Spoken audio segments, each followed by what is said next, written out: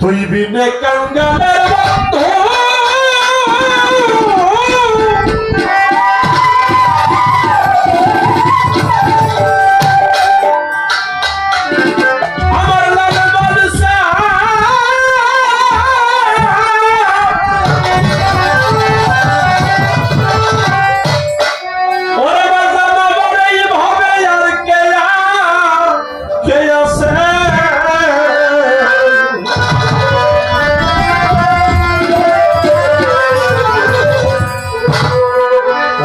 সবাই বিধানে যায় আমি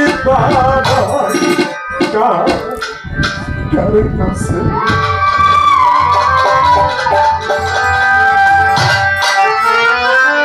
তুই বিনে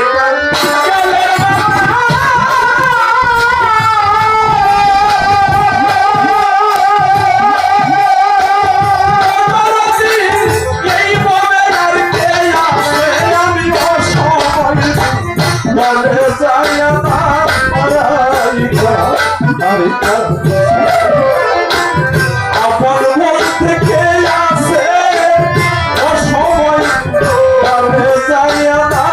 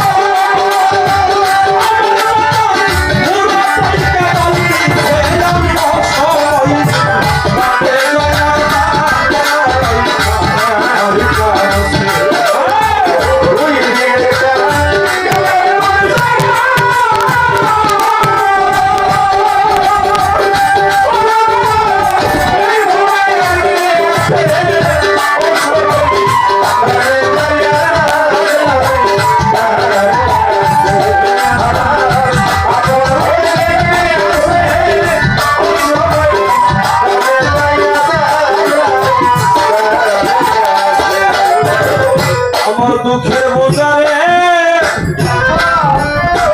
এই দুঃখের বোঝায় আমি তার কাছে তার কাছে যাই দেখি দুঃখটা।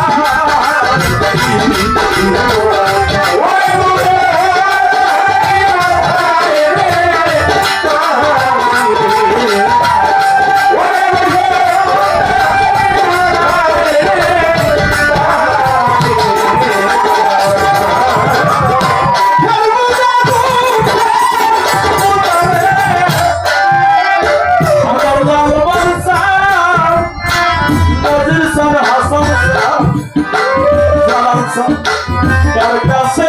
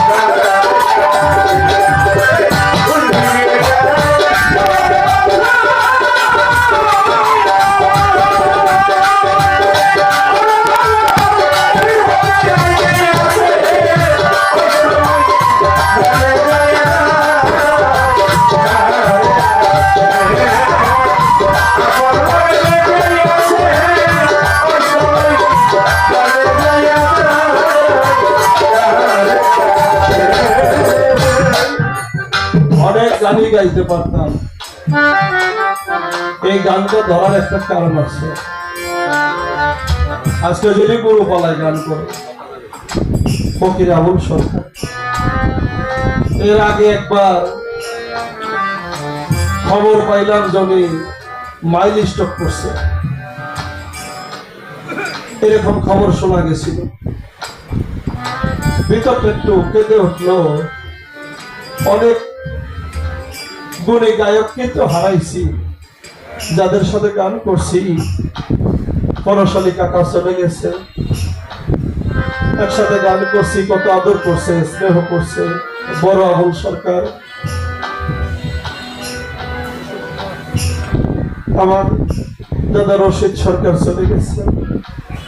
অসীম দাস বাউল, যার সাথে গান করছি, খুরশেদ আলম বরেতি, আমার আইন আলমাজান ভালোবাসছে, গলার উপর হাত দিয়ে পয়সা থাকছে। ভিতরে একটা ভয় কাজ করে, এটাই সত্য। অন্ধ মুর্শিদের কাছে প্রার্থনা করলাম, মালিক এই মানুষগুলা বর্তমান প্রজন্মে যারা আছে, আমার ওস্তাদ আবুল সরকার, ফকির আবুল সরকার, অন্যান্য গুণী গায়ক যারা আছে, তাদেরকে এখন থাকার প্রয়োজন। আমার দাদা রশিদ সরকার, উনি যদি আর 10টা বছর আমাদের মাঝে গান করে যেতে পারতেন, তাহলে আমাদের এই তরিকতের সমস্যাগুলো অনেকটা সমাধান। এই জন্য মুর্শিদের কাছে প্রার্থনা করলাম, মালিককে তুমি তো তোমার বন্ধুদের কথা শোনো। আল্লাহ কয় আমি দুনিয়াতে কিছু দিলেও আমার ওলিদের মাধ্যমে দেই, আমার বন্ধুর মাধ্যমে। আমি আল্লাহ কিছু গ্রহণ করলেও আমার বন্ধুর মাধ্যমে করে থাকি। এই জন্যে তোমার ওলিদের মাধ্যমে আমাদের মাথার তাজ, তুমি তাদেরকে আমাদের এখনই আমাদের এই বয়সে, অল্প বয়সে আমাদের কাছ থেকে নিও না। বিশ্বাস হয় আল্লাহ ওলিদের কথা আমার আল্লাহ শুনে। আপনারা শুনছেন মাঝ ভান্ডার শরীফে বাবা আহমদুল্লাহ মাঝ ভান্ডারী, ওনার কাছে মরিদ হয়েছিল। নজরুল ইসলাম মাওলানা, উনি ছিলেন মাওলানা। এই মাওলানা যখন সে সংবাদ পায় ফটিকছড়ি মাঝভান্ডার দরবার শরীফে গান বাজনা হয়, দরবারে মুরিদ করে, ভক্তি দেয়, সেজদা করে,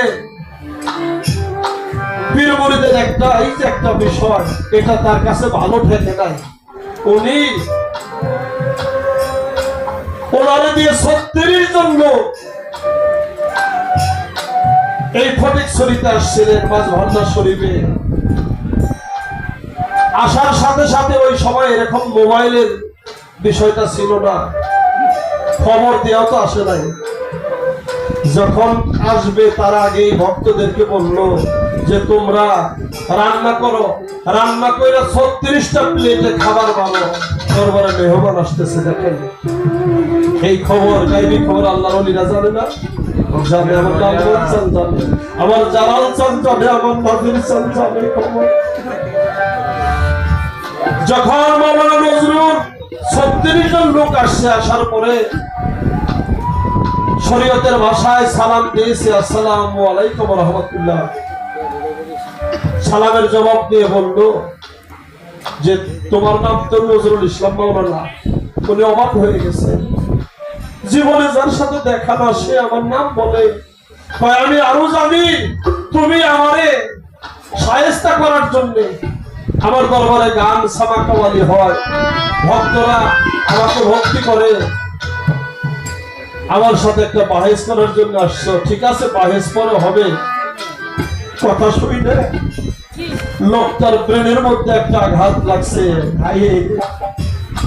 এই লোক বললো যে বাবা 36টা প্লেটে খাবার বাড়া আছে, তোমাদের জন্য রান্না হয়েছে, যাও খাবার খেয়ে নাও।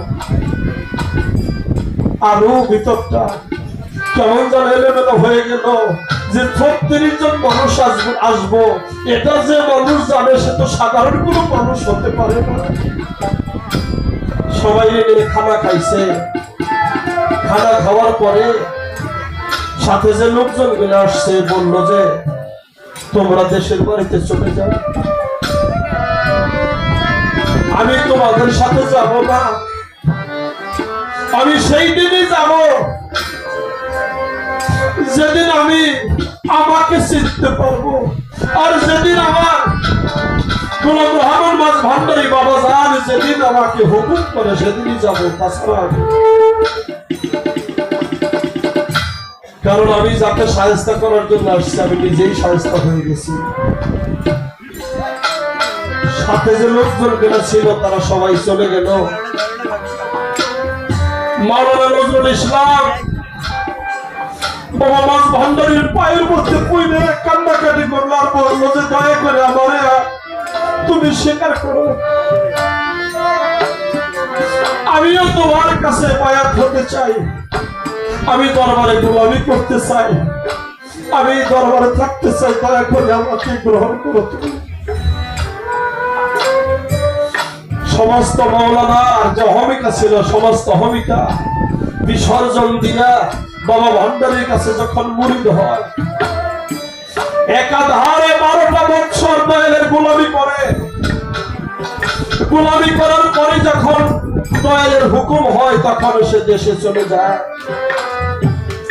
কোন একটা সময় মাওলানা নজরুল ইসলামের ক্যান্সার রোগ হয়েছিল বাবা, এখনো ক্যান্সার রোগের ঔষধ বের হয় না।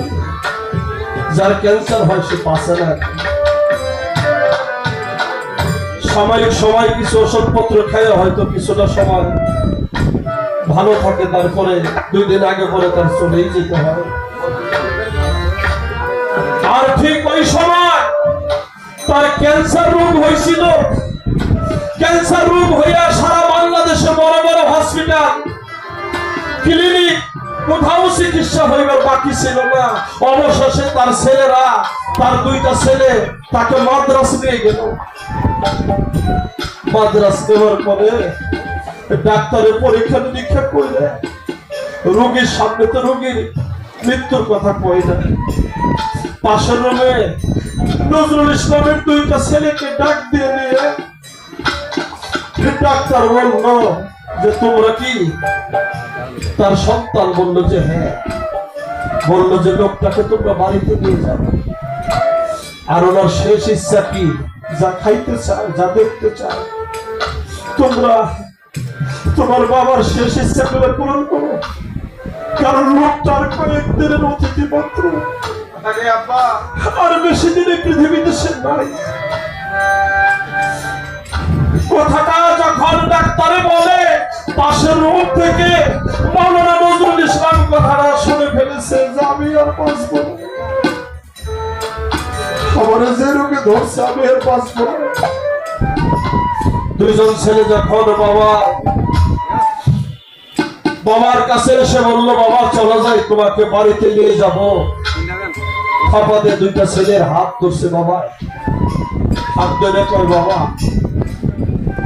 আমার বাড়িতে তোরা মিশ না।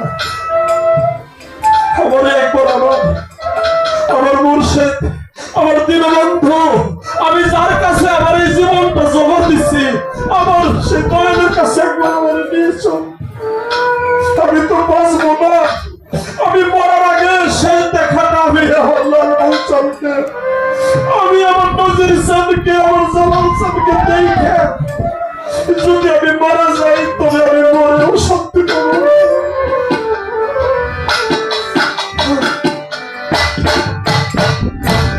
আরে তুমি দেখা দে,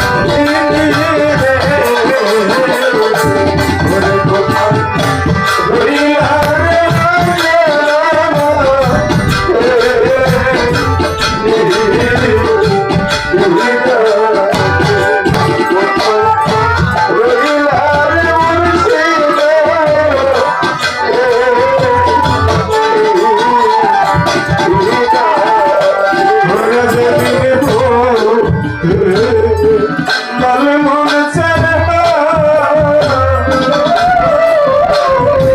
তুমি কার ভাই